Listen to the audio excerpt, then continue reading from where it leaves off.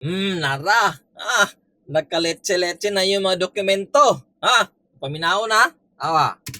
Was VP Duterte ever Secretary of the Department of Justice? No, Your Honor, Department of Education. Nakalagay dito, to recall, of VP Duterte Justice. resigned as the Secretary of the Department of Justice. That's typo, Your Honor. That's not a typo. A typo means yung department naging depart. Department of Justice and Department of Education are two different things. Oh.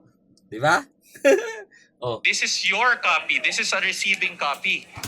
Kung tanaw ninyo ang video kanang picture kanang receive, mura siya og naka-tampered. Ibutangan og mura og 3-01. Kung makita ninyo, kung maklaro ninyo, ano pala yun nun? So when you receive back your receiving copy, you did not bother checking this portion? It says here, February 11, 2025. In other words, the date of the document is February 11, but it was received on January 30, 2025 by the DOJ. Do you have any explanation for this? That's the Objection, question. Your Honor. Objection. Di ba? Magbuhat-buhat gani og mga dokumento, mga ebidensya. Ayaw magpapangka. Nawa. Oh, klaro kayo. Itong padayon na. Napa, nawa.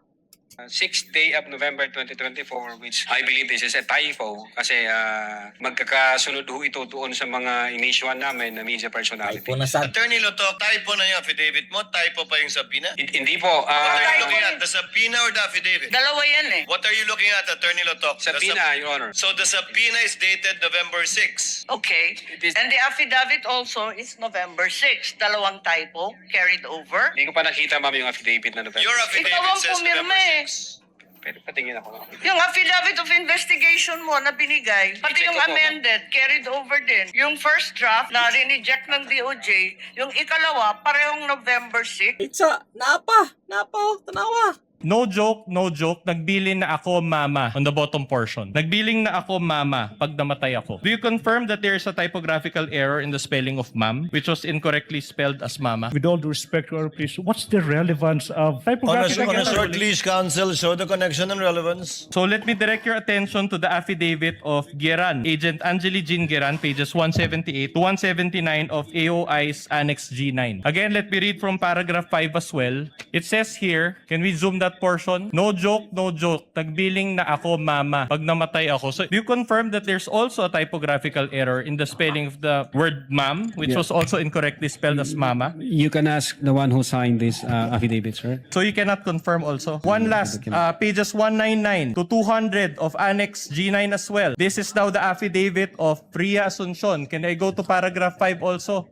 No joke, nagbili na ako mama. Can you also confirm that there's a typographical error in the spelling of ma'am, which was also incorrectly spelled as mama? Again, you can ask the one who signed the All right. So affidavit. in other words, all three affidavits contain the exact typographical error of the word mama, same paragraph number. And do you still maintain that these affidavits were independently executed? So mauna ng pangutana karon, na kung kinibang mga dokumento is independently executed. Di ba? Buti pasabot ilang kaugalingon nga testimonya dili kay isa ray gahimo dayon gi-copy paste.